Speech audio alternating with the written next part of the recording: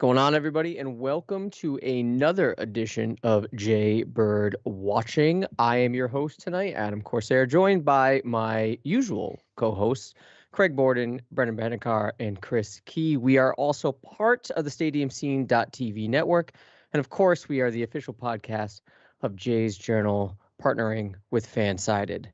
That out of the way, pleasantries and welcomes out of the way. How are we doing tonight, guys? 2 weeks. How couldn't we be?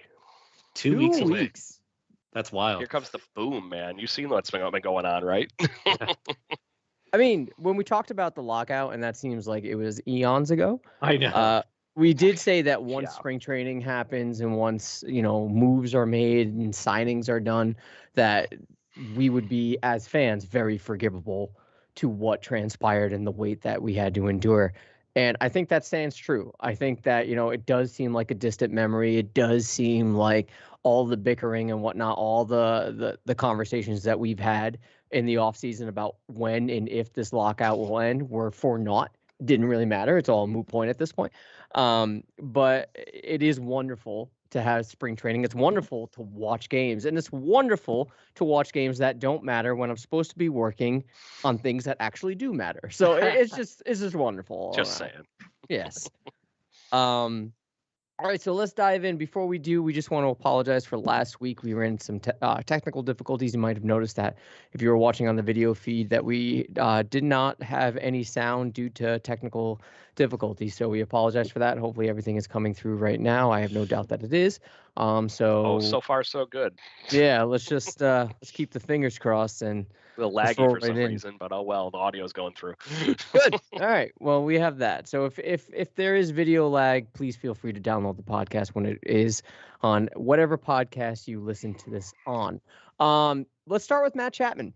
Matt Chapman is a Toronto Blue Jay, and this seemed to be one of the more under the radar trades that only fans in their fantasies thought that this would happen. I know when we were talking about fits for the Blue Jays, especially at third base, a lot of people had Matt Chapman on the brain, but I think we thought that probably wasn't going to happen. And I don't know if it was because Jose Ramirez was the main target on all our minds. And that seemed like more of a reality at the time than Chapman ever would have been. But lo and behold, Matt Chapman is a Toronto Blue Jay. And the outgoing cost wasn't really that steep, in my opinion.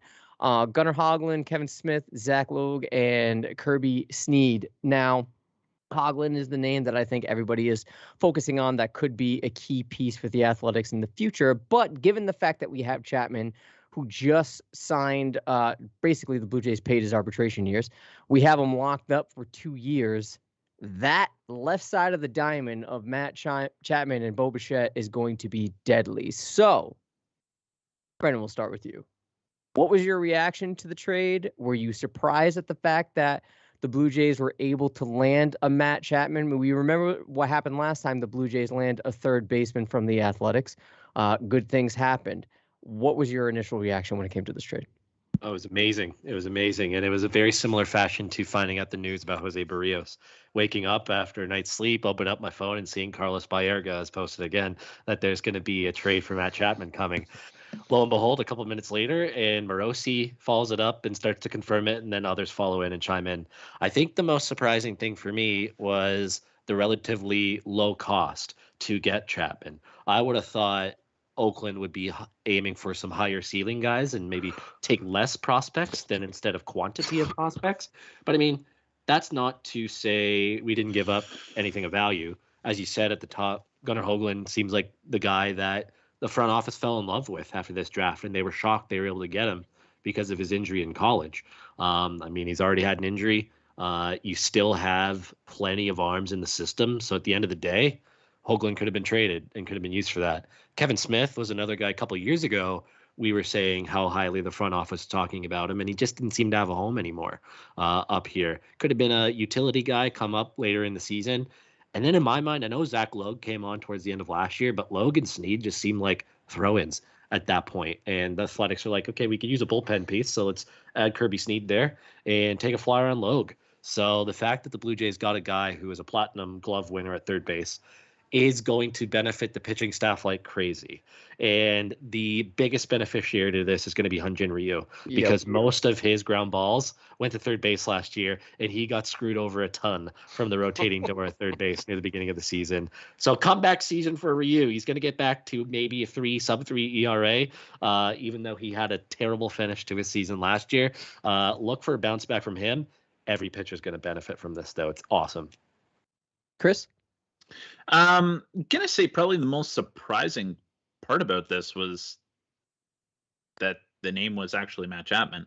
All eyes were on Ramirez, and I think we still have to maybe keep an eye there, maybe. But I'm almost a little surprised that Kevin Smith was part of the deal, but like we're kind of getting jammed up with lackluster utility guys. Like we don't need any more of those players, and there really wasn't going to be a spot on this team behind Biggio, right? So I see you looking at me. The Oakland A's need a third baseman now after that. They do need a third baseman. Kevin Smith can play third base. And I think it was a few episodes I did kind of shit on Matt Chapman, the idea of it, but that was well before I had any clue that he was coming off hip surgery a year and a half or 2 years ago. Gotta say that first spring training at bat looked pretty damn good. He looks healthy. He does look healthy until today. Until today when he got spiked. Yeah, but he should be day to day. He'll take a couple of days off and probably be fine. Be back by the weekend. He'll still be training. I'll be all well.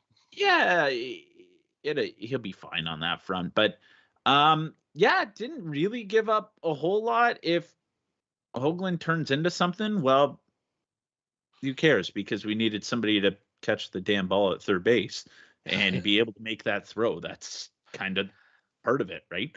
I don't think they're done, though. Something tells me they're not done.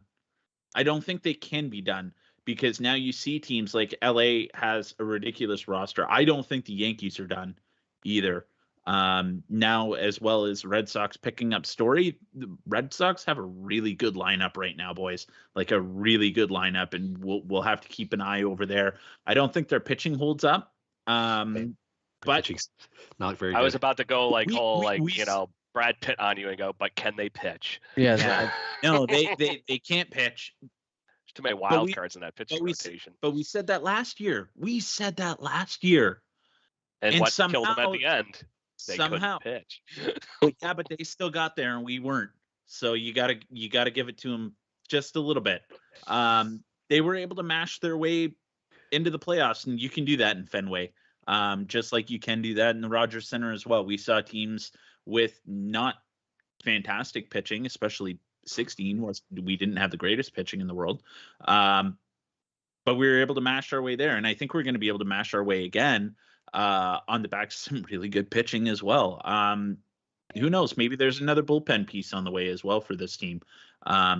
Keep your eyes out, because I don't think we're done. Craig, what did you think about the Chapman move? I got my Christmas gift. I'm all set. There you go. That's true. That was it. I had to go back and look it up, but I totally forgot about that. But that was the guy you all were all, give me Jose Ramirez. Oh my God, which I'm not going to fight if we were able to get Jose Ramirez, but the one that spelled the reality to me was I can actually obtain Matt Chapman. And to your point, Adam, I'm not shocked what we gave up, but I really think this is one of those things that looks very on paper a little one-sided toward the Blue Jays right now, because it's all potential versus a guy that is ready-made that is an all-star and a Gold Glover, a platinum Gold Glover at that. But I think there's going to be something with Matt Chapman's bat that now he's healthy, and we've already seen some little bits and flashes in some spring training games. But I think 2 years down the road, the Oakland A's are going to look like they positioned themselves pretty good with Hoagland in that pitching rotation. So this is going to be one of those trades I think at the end of the day looks actually legit fair, unlike the Josh Donaldson trade with the Oakland A's that more or less will turn to do Brett Lawrie for a couple random pieces from the Chicago White Sox and, some random guys that haven't really came up to the potential that they ever thought they were going to be. I forget the shortstop we sent. Franklin Barreto. That's it. He's been bouncing back and forth a little bit to the point where he's had flashes, but he was the guy that we all kind of actually thought that might be the actual piece of that trade, and it still hasn't panned out. So wasn't Kendall Graveman part of that trade as well? He was, yes. Yeah. And he kind of found himself at the end of it. Yeah, but he's been Houston and now Seattle. He just signed with, or no? Is he in Seattle now, or is he with the White Sox? White Sox.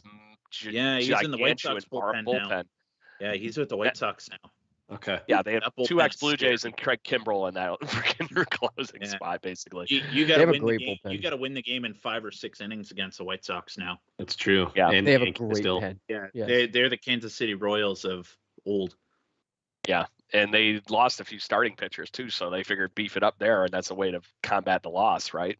Yeah, absolutely. So, but to that point on the Matt Chapman thing, I can't be more excited to have him on this team. Is I think he does spell that we paid the right price to get him, and I think his ceiling is actually higher than what the hell we've seen in his Oakland A's uniform the last 2 years. He's always struck me as a guy that's going to bat 270 with 30 home runs, and in this lineup, he can hit 100 RBIs pretty damn easy with the guys hitting in front of him. So it's going to only lengthen this lineup, and the fact that he is, like you guys were saying, going to actually anchor down defense to the platinum level for the Blue Jays, for a position that more or less is what which one of you guys told me the other day or tweeted it out, the revolving door that we've had since basically Brett Lawrie left. Somebody had a laundry list of names. So third baseman? Yeah, guys that have been the third baseman since the last time we legit had a third baseman, or since Donaldson, basically. Since Donaldson, so it'd be Donaldson, Drury, Martin. Yep. Yes. The two guys, Biggio, Espinal. Yeah, it has been a revolving door. It's been a freaking science project over there. It's horrible. So yeah. Solarte. Yes, Solarte in 2018. So yeah, I think that's the list. But either way, that's pretty damn ridiculous. You're talking to what, a 7-year span, and having 10 names there. Yeah, 5 years and 5 years. Too many. Can I interject with one really quick question for you guys? That's kind of on the topic of this. In 2 years, 2 prominent names in this lineup now are going to be free agents actually 3 if you want to count Gurriel as well. But we'll focus on 2 of the names that are probably going to be hanging around for this time. Matt Chapman or Teoscar Hernandez, which one do you re-sign? Because I don't see this team retaining both. Teoscar. I don't know. It's going to depend on which one you go. Yeah, I was going to say Chap. Did you see what Orelvis Martinez did on Saturday with his bomb? He's going to be ready, and Moreno, depending on if he's going to be catcher or third base, will be ready too. I have less confidence in Bo Bichette being retained, so you may want Orelvis to be playing shortstop. That's a valid point. Yeah, I really think they're going to find a way to do that, but we'll see what happens. I think you get Vladdy locked up before you get Bo. Yes. I think Bo wants but I think that's in the player's choice. I think Vlad would rather stay, and I think Bo would rather go to free agency. Yeah, but regardless of that future part, I think that right now you're probably right that trying to find an outfielder for our system currently, unless they go high into this one, right, this draft pick this year, and go all in on an outfielder, which I don't think this consistency where this front office has been drafting will ever go. They're going to go with a pitcher first round, and then somewhere in the late second or whatever the heck first round, or if they get extra picks, I can't remember where our picks lie this year. They're going to go into that ballpark of probably grabbing pitchers and then a random high school guy, but they also are probably going to be, in my opinion, very college level pick heavy because of all the guys they just let go to try, getting that middle ballpark of our system back, because that's what they've been really trading out of. Yeah, Keith Law says that this draft is flaming hot garbage. So that's why I've said you would also probably go more guys from college level instead too. Yeah, that's how the NFL draft is too. 2022 is a terrible, terrible draft. Look, I think it's a good problem to have. Right. And right now, with the way this lineup is, I shouldn't even say a little. It's definitely unbalanced in terms of righty lefties. But when you make a trade for a Matt Chapman, I feel like any other organization would have had him as like a cornerstone or a key piece in terms of an addition. When you have a Matt Chapman and he's projected to be batting 6th, that says a lot about the firepower in your lineup. That's wild. Yeah. It just imagine. He's a guy that's been batting 3 or 4 in the Oakland A's lineup for the last 6 years, right? Yes, imagine trading for a Matt Even hurt. Chapman. Like, or you're batting 6th, by the way. It's just that's Huh? just wild. That's And just then wild. if they do add Jose Ramirez, we could bat 7th for goodness sakes. Like, my goodness. I don't know what you That'd be do so at that dumb, point. but What do so you do? awesome. Yeah. I know. It's a great problem to have, but I think right now with the addition of Matt Chapman, I know Chris, you just mentioned Boston. I don't know that the addition of Trevor Story is as impactful for their team and their standing in the AL East as a Matt Chapman to the Blue Jays, given the fact of what is already on the Blue Jays, and as we mentioned, the rotation is, I think, better. Defense, 100%. Yeah, I it's going to be hard to get anything out of the infield when it's in on the ground when it comes to the Blue Jays infield lineup. I do think though, and this might, I don't want to be a wet blanket here. We wax poetically about the Blue Jays and Matt Chapman coming in, sure, but Brendan, you're the king of this, and I've learned from you. I refuse, just out of stubbornness and just out of fear. I don't care. I'll say it. I refuse to have the Blue Jays at top of the AL East because I just don't know how to evaluate the Rays, and I never do. And Yeah. I'm just going to assume they're going to win the East because of the Yes. fucking Rays. Yes. No, you got it. That's the only thing that you can do, unfortunately, because the last 2 years we've tried to write them off. 2020, they go on a deep run to the World Series. Last year, I know it ended prematurely against the Red Sox. Still not sure how the Red Sox were able to eliminate them. But yeah, you got it right. And now they're going to have a full season of Wander Franco. And I know last year we were saying that, watch, they're going to turn Michael Wacha into a star just because that's what they do. They have Corey Kluber now. Watch Kluber stay healthy for 30-plus starts. And I wouldn't say he's going to get back to ace Cleveland days, but he could be a very serviceable 3 or 4 guy that gives the Blue Jays And that's all he problems. needs to be in that rotation. Exactly. That's all he needs Hold to be. that shit down. And their bullpen's incredible, and they just throw gas. And until they find a way to hit Ryan Yarbrough, because he seems to start every single time the Blue Jays and Rays play each other, especially with a 5-game series, 2 5-game series, you're going to get Yarbrough. Guaranteed almost every series this year. Yeah, no, I still would have the Rays first. Again, I think the Blue Jays have more talent on paper. And I think the last couple of years, you could see, even last year, I'd say maybe opening day, there could be a case the Blue Jays have more talent than the Rays on paper alone. But no, never count them out. Never. Please don't. Do Chris and Craig, do you guys disagree with the evaluation, or are you saying fuck it, Blue Jays all the way? It's going to be a hell of a race, in my opinion. But I do think the Blue Jays right now have the best team on paper. That long as if the stars keep aligning like they've been the last few weeks, it's going to be hard to beat them, I think. Is that your way of saying yes, they are the best team in the AL East? That's fair. Right now, if you were going to tell me what it would look like and I had a crystal ball that actually worked, yes, I would think this is our division to lose at this point. You have $1 million because I don't, to just piss away. Are you betting? That's how I feel too. It's their I wish I had $1 division to million, lose. but yes, that would be my assumption. Their division to lose. I agree with that, but I still just can't do it. I agree. Yeah. Chris? There's 3 players that are going to make the Blue Jays the best team in the AL East. From their lineup, it's Matt Chapman. You need a good offensive year from him. He's going to give you the glove, and that's fine. But you need a very, very good bounce back offensive season from him. You need Nate Pearson to be throwing absolute gas out of the bullpen As a closer. as the closer. Yes, or use him as your get out of shit guy. Two innings. Whenever, like whenever you need him, you tell him to throw 105, and then that's fine. Yeah, he's a Cecil of 15. Yep. Yes. To that point, he looked pretty damn good yesterday. He did. And I'm going to do a 1A, 1B out of the rotation. 1 is Kikuchi, and 2 is you need another. This is going to sound really weird to say. I need another prove it year from Manoah. Yeah. Oh, No, yeah. I agree 100%. Correct. Oh, yeah. Like, it's still a wild card as much as we ever don't want to admit it. Was last year an anomaly, or is this who Alek Manoah is? I'm going to lean more on Kikuchi than Manoah. I have a little bit more trust that Manoah is going to repeat. Kikuchi is definitely a wild card, and I know I was calling for him to be a part of this team. It was What's that point? He's like the 5th starter. He is the 5th starter, but you need innings out of him, and you need him to be at least an equivalent of Steven Matz last year. Oh, for sure. 100%. Like How many do you think did Matz throw last year? You gave this guy $12 million a year to give you good quality starts, and like this team's gonna hit like stink, right? Like they're gonna put up a whack load of runs. You like don't give up 5+ runs every time you go out. Here's and a you question. Should be okay. Here's a question, not to derail the agenda or anything, because this could lead for a little while. Is the team that finished 2021 the way they did, that roster, better than the current team that's going to be going into opening day? Because Yes. there's a very interesting case to be made that the way the 2021 team finished might be a smidge better than the current team right now. Yes. I think Yeah. so too.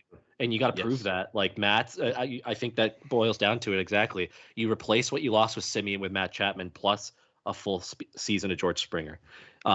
You replace Kikuchi in the rotation with Matz, and you have to hope Gosman does. You got to hope that same or Gosman more has than a Ray. Cy Young level season. Absolutely. Like that rotation, the way it finished 2021 in September with all 5 guys clicking the way they did, except for Ryu. So 4 guys clicking the way they did was probably the closest I've seen to the 2016 rotation, where you knew you were going to go out every single day and get a quality outing and win more often than you did. So it's going to be tough. It's going to be a tough way to finish or to start this season for sure. Hey, Mr. Numbers Guy, Mr. Panikar. Just to be this guy, the difference between in the aggregate at the WAR level between Matz and Kikuchi last year was 0.3, and it was in favor of Matz. And But the thing I thought was second half. It basically comes down to ERA. If he had a better second half, like you were just going to, done. It was the same thing already. And he's already looked pretty good in his bullpen sessions. I will say he was a little wild this morning or this afternoon, but could be working on things. Yeah, exactly. Maybe he was told to only throw curveballs all day. Yeah. Barrios didn't have a good outing on the opener last Friday, and he was perfectly happy with how he did because like, I was working on stuff. Who cares? It's spring training. Yeah, Walker even said. AL ballpark. Sorry, go ahead. No, I was gonna say Walker even said about that today he was nervous before his start. So it could have just been pregame jitters. You're pitching for a new team. You're trying to prove yourself. So to be this guy, at least he wasn't as nervous as Jordan Montgomery was. Yeah, he got lit up. So it's like he was throwing freaking meatballs. When he goes up there, if he's penciled in for a start against the Blue Jays, are they going to do what the Orioles did with Wei Yin Chen a couple years ago and send him down for one day to avoid the lineup? Or depends. What if he's not vaccinated? They won't have a choice. Oh yeah, that's true. Yeah, there is that. That's true. Have you guys heard this? Did I hear correctly that 15-day IL is back instead of 10-day? I did not hear that. I thought I saw that somewhere, but I can't remember. I'm pretty sure that's a reality. They were done with it because they're keeping the that COVID platoon or whatever possibly available, or the you don't have to call people up for 2 people on your roster because of that list or something like that. There's some other rules, so they went back to the 15-day IL. Okay. Also, runner at second is back. That just got out. Sorry. Yeah. So from what I'm reading, this was March 14th on MLB.com. 15-day IL for pitchers and 10 days for positional players. Okay. What is it? Sorry, can you repeat that? Sorry, the current plan is a 15-day IL for pitchers and 10-day for position players. That makes sense. So it's not one of those that you can miss one start and then bring him back. I'm pretty sure that's why they brought the 15-day back. I wouldn't be surprised because teams were doing that just to give a guy a blow. Yeah. Let me just make sure that is not something. Yes. Okay. So there will be a separate COVID IL, which does not include a minimum of 10 or 15 days. It will be used, obviously, for people that test positive. The current plan is a 15-day IL for pitchers and 10-day for position players. This is actually a rule change that prior to the pandemic was planned for the 2020 season. So there you go. So it's 15 days for pitchers, 10 days for positional players. That makes sense. So what if Ohtani goes on the IL? I would imagine what he did when he got hurt. I think that's legit. I think if he got hurt while pitching, I think that's a 15. Damn, the Angels are going to be unfortunate and unlucky depending on how he gets injured. Yeah. Go out there and try and swing the bat. Can't throw. Yeah. Well, you can go on the IL as a pitcher, or you can DH for the next 2 weeks. Yeah. Yeah. I think. I would imagine it would depend on when he got injured. There was another thing that I just saw about him that they're calling like the Ohtani rule, that after he comes out as the pitcher, he can remain as the DH. Yeah, that makes sense. It's how it would have been then. Yeah, if they're going to make it a universal DH, I don't know why you wouldn't do something like that. If he's already slided in as the pitcher and the DH, it's taking up two technical lineup spots, right? Yeah. So. It would be interesting what they do with interleague play, though. Doesn't matter. No, it doesn't matter. We got DH. Yeah, so we're back to the universal DH. Yes, that's right. And not to derail further, but on that, just one sec. Next year will be a balanced schedule, and you play every team at least once. So that's another benefit of universal DH. There you go. Yep. We don't have to play the Yankees and Rays so much. Exactly. Well, this year we want to play the Yankees as much as I say, maybe we'll be okay with that. Red Sox do, please. Yeah. I just love that their whole linchpin of their plan is, we're going to hope that Luis Severino is Luis Severino again in their pitching rotation, right? What? Otherwise, it's just I just find it funny that they can't cross the border, and some of them currently cannot play home games. So I know. It's going to be great. All right, so let's move on. Let's talk about Trevor Story because we've touched on it with the Red Sox. Jays were reportedly in on him. There was an SI article saying that the Jays were in on Trevor Story up until the end, which means they are willing to spend money, but not nearly as much money as the Red Sox were spending on it. I think it was 6 years, 160. Was it around that? 168? 140? Oh, why did I say 168? I must be thinking of something else. But 6 years, right? Yes. I would not give 6 years to Trevor Story, but here we are. Assuming this is accurate, which I have no reason to doubt that it is, this means that the Jays are aggressive. How aggressive, though? How aggressive do you think this means they will be, assuming the reports are true, in the pursuit of Jose Ramirez? Chris, we'll start with you because you are the one chirping the most about just get J-Ram in the group chat, and I don't blame you. I think we should just get J-Ram. Do it any way possible. Yeah. Do you think that they're going to do you think that the pursuit of Jose Ramirez is as, I don't know, intense as is being reported? And aside from that, do you, even if it's not Jose Ramirez, do you see the Blue Jays adding more pieces prior to opening day as a result of this report of Trevor Story? I don't think that has anything to do with it. I don't actually believe that they were in on Story. Okay. To be 100%, unless it was like a 1 or 2 year, like the Correa deal. I could see them. Obviously, the annual salary wouldn't have been $35.1 million or whatever Correa got. But I could see them going after Story and trying to do something like that. I just don't think that a 6-year deal for Trevor Story. I don't think that was a part of the plan at all, or what that was. What an SI article. It doesn't say that they were willing to give a 6-year. They were just they were in on it. So what does that really mean? Where they just circle back to us at the end and we'll see where you're at? Yeah. If it was more casual, nonchalant like that, I could see them. Atkins always says that they're always listening and they're always willing to have conversations. So that makes sense. Do I think that they're in on Ramirez as much as they should be? No, I do not. Yeah. I think things have kind of cooled down on that front, probably from the Cleveland perspective. I don't think they're quite willing to concede the year quite yet, even though they probably should, because their division is kind of a flaming dumpster fire, regardless, even if Correa's there. And like Chicago's in that division. The White Sox are going to win that division, like pretty easily. And then where are the wild card spots going to come out of? They're going to come out of the AL East. And like, if Seattle has another like Cinderella story again, but they've improved their team. They have Adam Frazier, Jesse Winker, Suarez, and Robbie Ray have joined their team. So like they've done some good shopping this year. The Angels have also solidified their bullpen. They don't have any starting pitching other than Ohtani, but and their lineup should hit for the most part. Houston's probably this guy ragging on Noah Syndergaard. What is Syndergaard really? We still won the That's my joke. Do I see us adding though? Yes, I do see us adding probably another bench piece. I love this idea of Gardner being floated around. Love it. Bring that guy on. We should have brought that guy on this team 10 years ago. let alone now. But that just frees up another spot. Would Grichuk be on the way out? Maybe that's the plan if Gurriel is part of a trade for a Ramirez or maybe a Ketel Marte. You guys are killing me.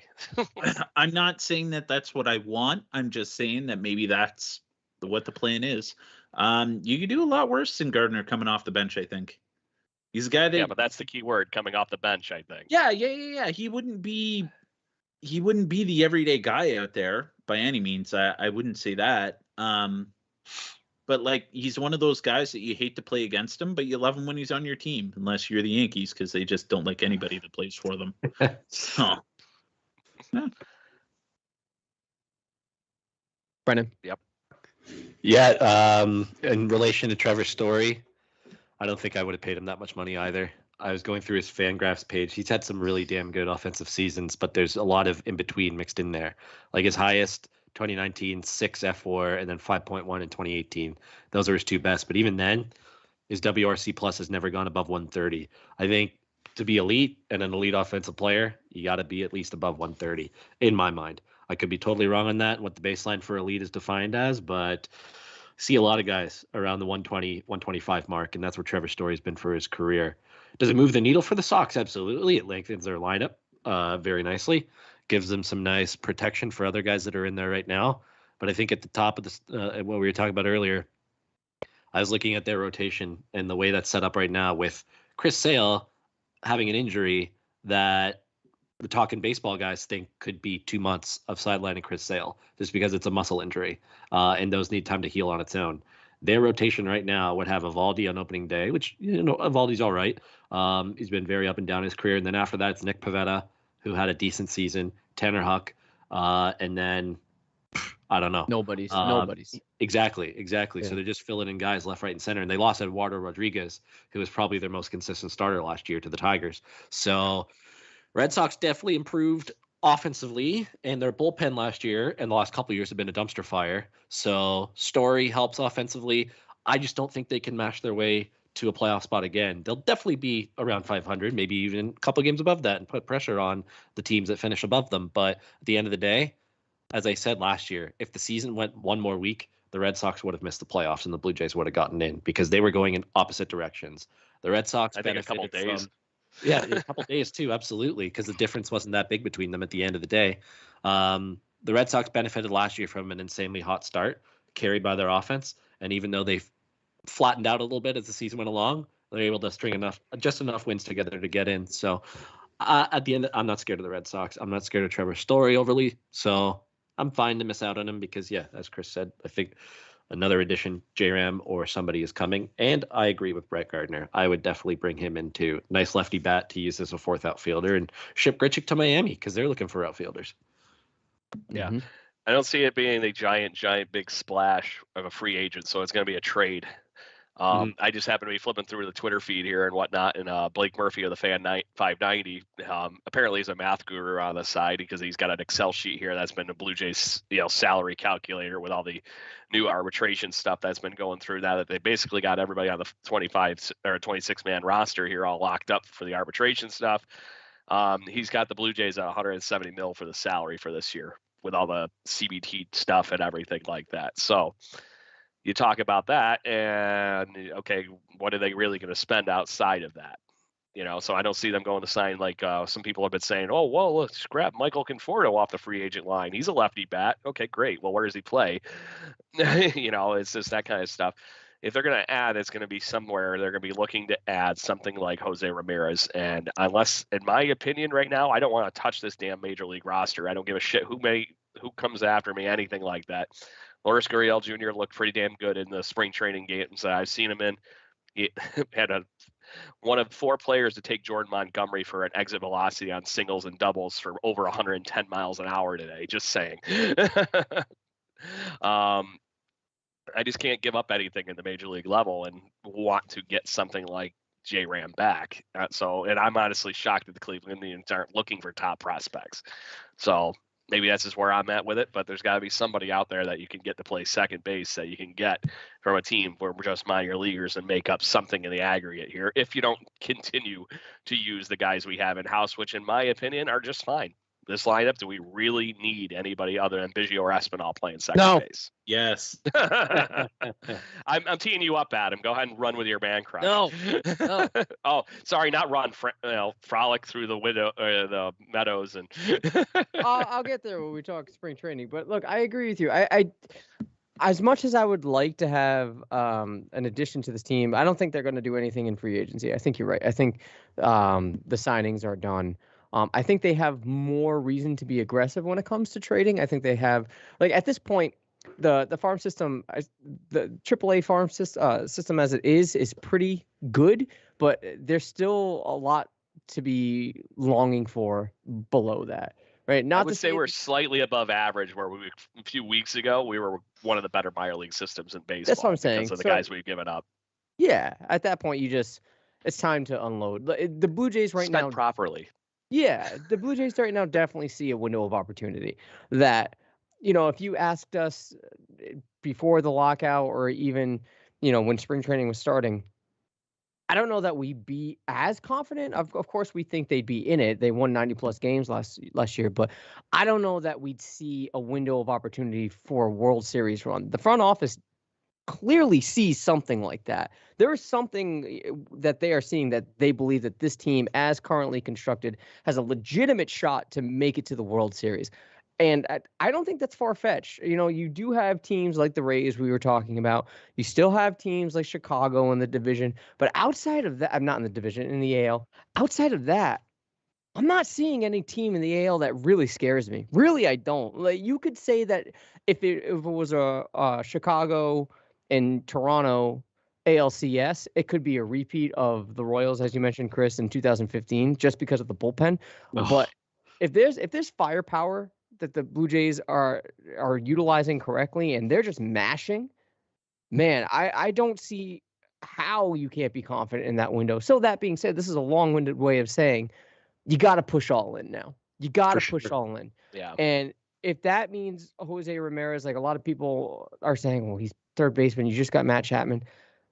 I say stick him at second. And I know it pains me to say that about Biggio. It does, but like I'm not, my head's not in the clouds about Kevin Biggio that I'm going to say that, no, you have to keep him at all costs, because obviously Jose Ramirez, even playing out of position at second base, is better for this team than Kevin Biggio. He might not be better defensively at second. I'll give Kevin that, but overall, he's going to make this team better.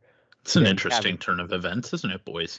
I mean, yeah. My worry is that the defense is going to look like shit. Kevin, I'm not giving a bad thing to Vlad at first base either, but it does take something to, is everybody going to do what Marcus Semien did last year and be a defensive awesome after moving positions? No, I just find that hard. When was the last time Jose Ramirez played second? I think I was reading the other day. It was like 3 years ago, and it was one game other than that. So it was last year when they had who they had at third.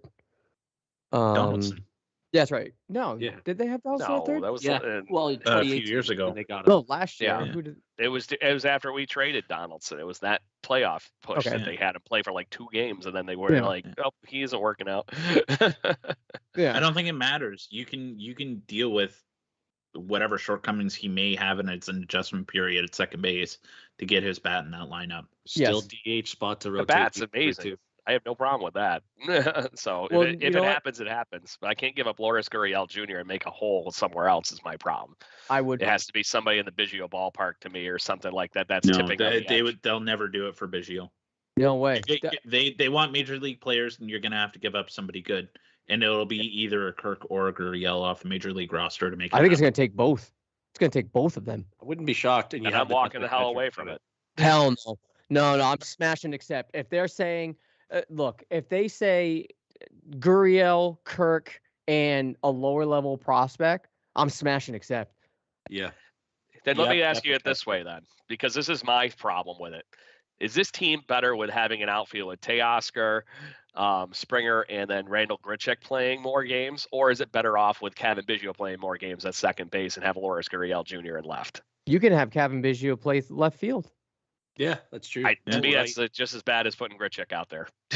Why Grichuk Grichuk gives you 10 times better offense than either of those guys. In Or April. defense. Sorry, no. April. I was going to say 1 month. Doesn't help. Sorry. No. Because what you do then is you take Teoscar. Teoscar plays left field. You hide him over there, and then you put Grichuk in right, and your defense is 10 times better because of it.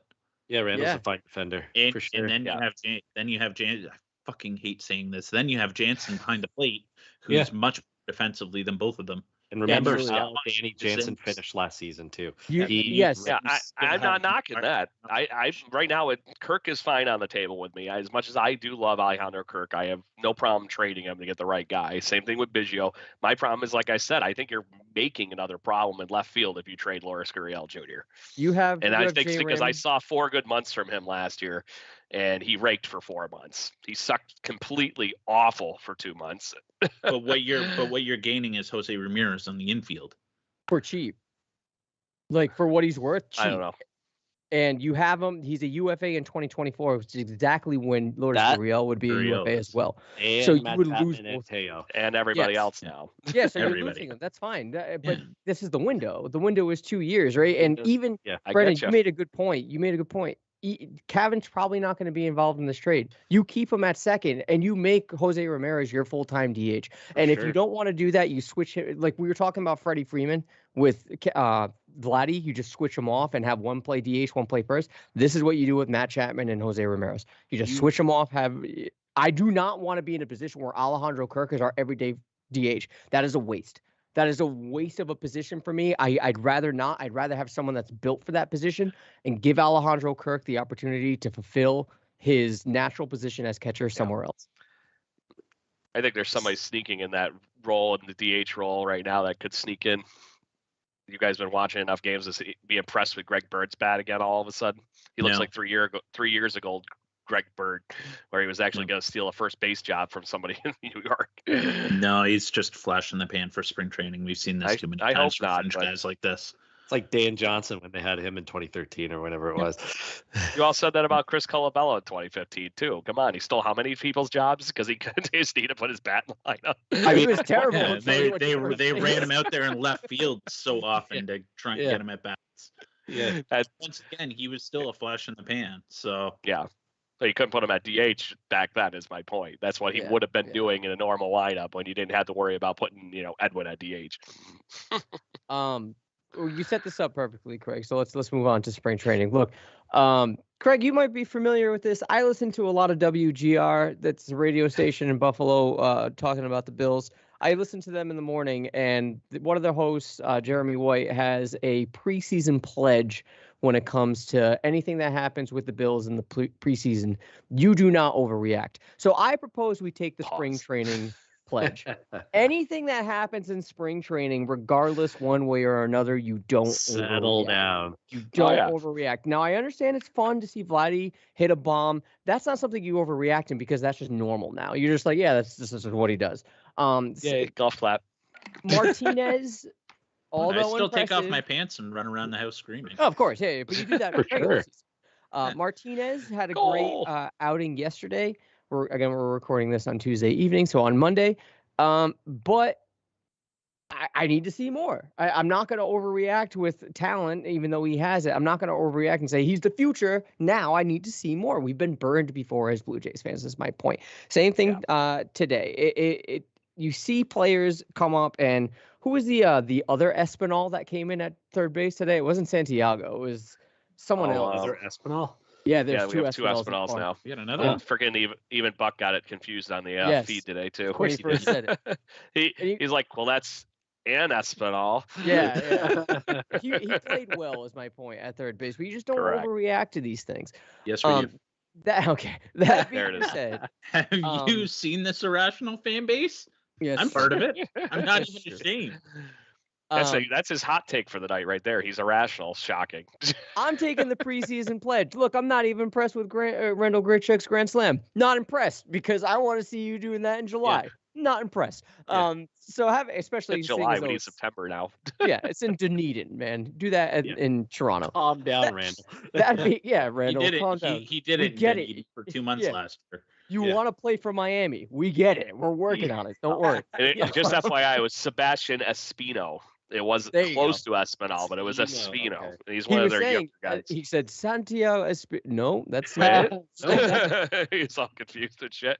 I'm like, he's Um, wearing the same sunglasses as Ralphus Martinez. I was like, I'm pretty sure that looks a lot more like Ralphus Martinez than it does Santiago Espinal. Yeah, I was gonna say he's not nearly as jacked as what Espinal is Yeah, right now. yeah. But anyways, let's. Yeah, That best being shape of his said, life. Craig, is there anything that stood out besides the obvious King Cavan being a king today at the plate, and also with that errant throw by Danny Jansen to him at second? I don't know if you guys saw that, but he was just magnificent. I'll talk about it in a bit. All jokes aside, is there anything that stood out to you in spring training thus far that you'd like to make a note of? I will say that I have been impressed with Ralphus Martinez, but he is definitely a year off. He is going to stay in Buffalo at least this year, and I Yes. don't think they're ever going to For sure. moderately even tinker or think anything else. And honestly, I don't think he's actually even been above Double-A at this point yet. So he'll probably start with the New Hampshire Fisher Cats and hope to finish the season with the Buffalo Bisons. Going from there, though, the biggest thing, like I said, I've been wondering what happened to Greg Bird over the last few years, because he was, like I said, pushing the Yankees for a freaking starting spot off of their bench, getting in 100-something games like 3-4 years ago, and looked kind of John Olerud-esque, just slapping the ball over the field. You know, I'm not saying it was definitely John Olerud or anything. Obviously, he's a minor league player at this point. Spring training pledge. I get that. I'm just stating that the guy's got 4 or 5 hits already, and he's only played. To be fair, you were the only one that took that. The rest of us didn't agree to that. Thank you, Chris, for backing me up for a change. But honestly, the thing that shocked me the most was today, and this is something I think you can get excited about, is the fact that our lineup is healthy, and there is blatant proof of that. Regardless of what the hell Jordan Montgomery was working on today, he got crushed. The first 3 hits off of him, which mind you were first 3 batters in Springer, Bichette, and Vladdy today, all had over 109 mile per hour exit velocity on singles. Just straight up smash it. Wild. It is ridiculous. And then the Blue Jays went off for a 3-run inning in the first inning. And not going to lie, the Yankees post and all the press people, especially the wonderful gimmick that is the New York Post, is freaking the fuck out, and it's awesome to watch, and it makes me very happy as a Blue Jays fan. Just search for that after this show, and you'll die laughing, because I found it during the show. Nice. Chris, take the pledge. No, because Drink this Kool-Aid while you're at it. how can you not be impressed so far with Elvis? And who knows what happens with it? Maybe he's the person that gets dangled now for Ramirez coming on just a little, hey, look what we have here. He's, from what we know, him and Moreno are untouchable in the farm system. So, and those might be the only 2 guys. Yeah. So there's an equivalent of him too, because Miguel Geraldo is allegedly Ralphus Martinez as well. So who knows with that? I've been impressed so far by him. You know what's really impressed me so far, and we saw some leather flashing this afternoon. Yeah, Bichette looks really good at shortstop right now. Yes, because he's got Chad highlights. Is there a little? He doesn't feel like he has to cheat so much one way or another. Probably. That's going to make him look better. Coming off a really good year where you had Marcus Semien whispering some things in your ear. Now you got another guy on the other side of you that can whisper some things in your ear. Former teammate of his. Bo's going to be feeling pretty good about himself in the field. And that was always a question mark with him, other than wild swinging and 0-2 counts. But the kid knows how to battle at the plate, so why be worried about that? The one thing that you should be worried about is his glove, and so far, pretty damn good from what we've seen. And we're not getting too far ahead of ourselves, apparently, but not going to say he's Gold Glove caliber or anything. That's a pretty far stretch, but liking what I see definitely from that standpoint. Ready? I'm going to take the pledge and not overreact at all. And that is partially because I'll only watch spring training games on weekends and definitely not the full thing. But from what I've seen so far and seen on Twitter is that Everything that the regulars have done is what I expect them to do in the regular season. Like, there's nothing this year that makes me go, oh wow, Vlad's ready to go for a big one. Okay, I want to see that in the season. You're going to do that. Same with Matt Chapman. I think the difference between this spring training compared to spring trainings of the past is because it's been cut down like crazy, and we only have 2 weeks to go. Is I want to see how this bullpen shapes up a little bit more. So I would say ask me that question again when spring training ends, because I want to see if Joe Biagini keeps this up. He had a decent outing from what I saw on Sunday, and he looked okay. And then there's some just other really interesting names just to fill it out, because you have to go through so many different names on a bullpen. Like just going through, looking at, who was it? Kyle Johnston, who they got in the Daniel Hudson trade a couple years ago from Washington. He's had 2 outings and has looked okay. So nothing stood out. I think it's just exciting to see the exit velocities, as we've all said, from these guys, because look, they're gonna rake, and there's nothing that has shocked me or made me say, okay, like, do more at the end of the day. I mean, Orelvis has obviously been exciting, but we know he's not going to play. It's not like years past where Manoah has blown the doors off of spring training, or Vlad has, and we're all clamoring for him, make the roster, make the roster, make the roster. He's just not this time. So there's nothing overly exciting at this point. Just stay healthy. That's the only thing I'm going to say. Stay healthy at the end of the day, and go into opening day your best 28 possible. Yeah. Biagini was on a minor league contract, right? Yep. Yeah, so he doesn't have to make the team to stick It's around. gonna be a nice piece to have around, though. I think if he can keep Yeah. this up, I think somebody gets hurt or he doesn't perform, boom, there he is. We're in like a lot of Seattle trouble. We're in a last year. lot of trouble if Biagini's on this team opening day. Yes. Yeah. Yes. There's something gone wrong in the bullpen at that point. Like ideally, you don't want to see Biagini in a Blue Jays At all. uniform this year. At all. Yeah. That'd be nice.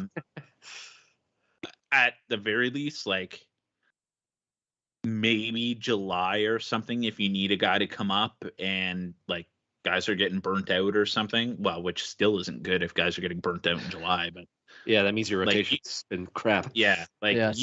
you don't ideally you don't want to see him in a Blue Jays uniform.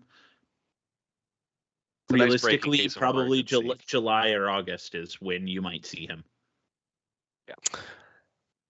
Nobody wants to say anything about Pearson's 2 innings. that had looked me a really little good. excited. I need to see more. I need to see more, and I'm not saying it wasn't comforting or wasn't reassuring. I just need to see more, because we've seen agree.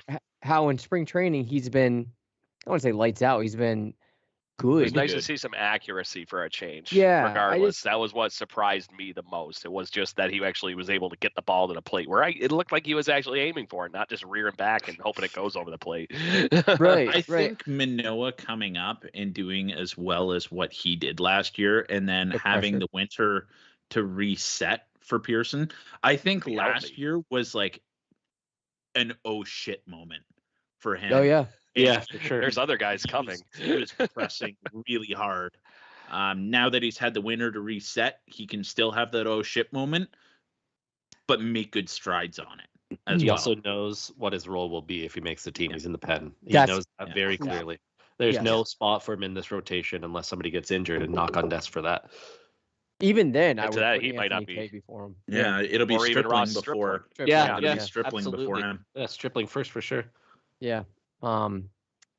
Look, I know I'm not trying to be funny when I say this, but I was happy to see both Cavan and Springer in the lineup after them dealing with ailments, and grateful that it wasn't serious. Knock on desk that it won't be continuing on.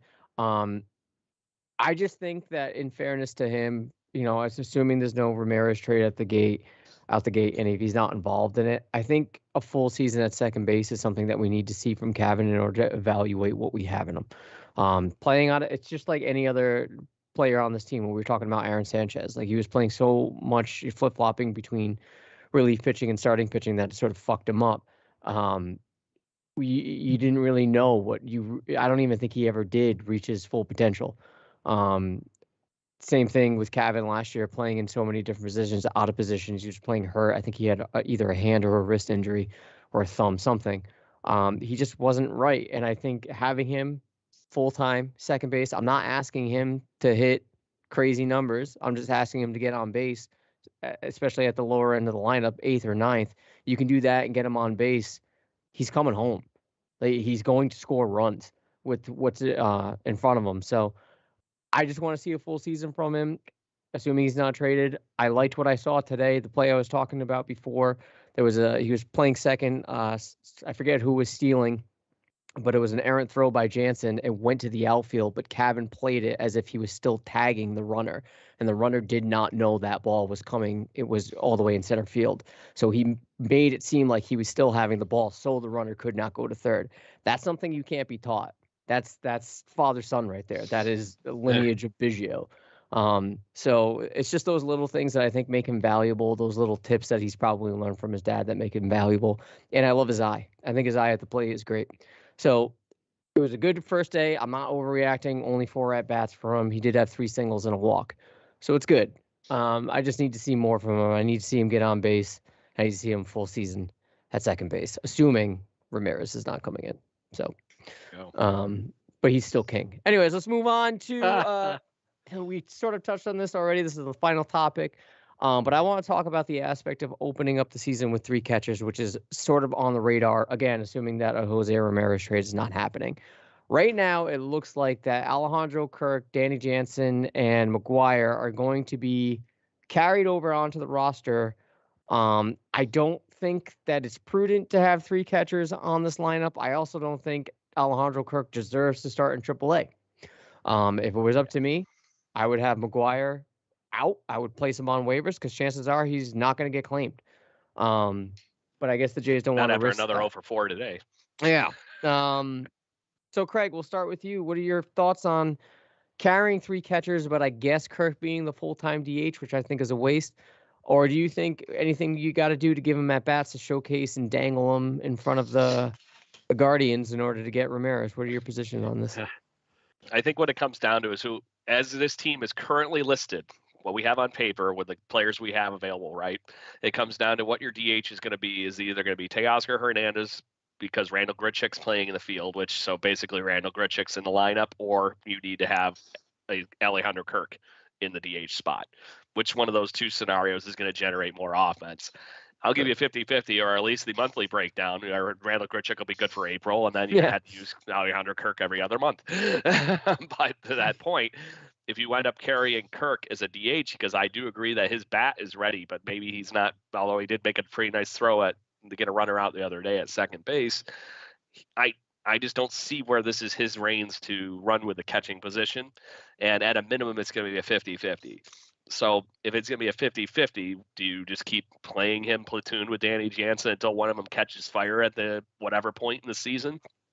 Or do you find some at-bats for them, and one for Kirk anyways, in the DH spot, and offset that by not having Randall Grichuk in the lineup?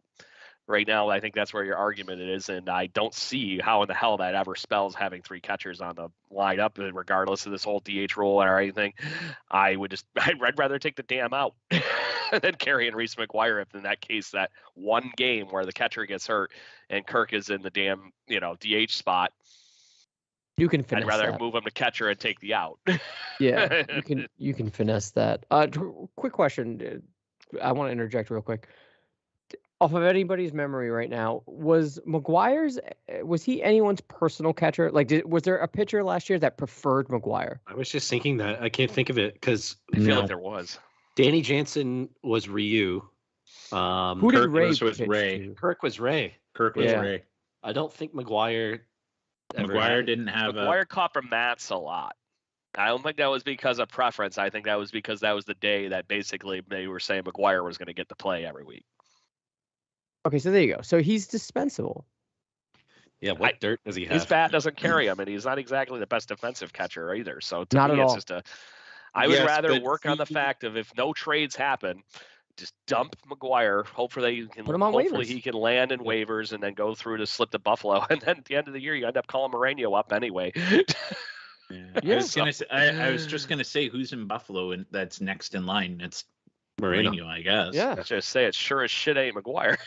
But I don't even think McGuire would take opportunities away from Moreno in AAA. I think even then McGuire would back him up, right? I really think so too. For sure. Yeah, what dirt one's does the he have future, at one's a dying prospect. I just you can never catching depth is like pitching. You really can't have enough of it. But do you in see my anyone mind. claiming him? Do you think he'll get claimed? Yeah.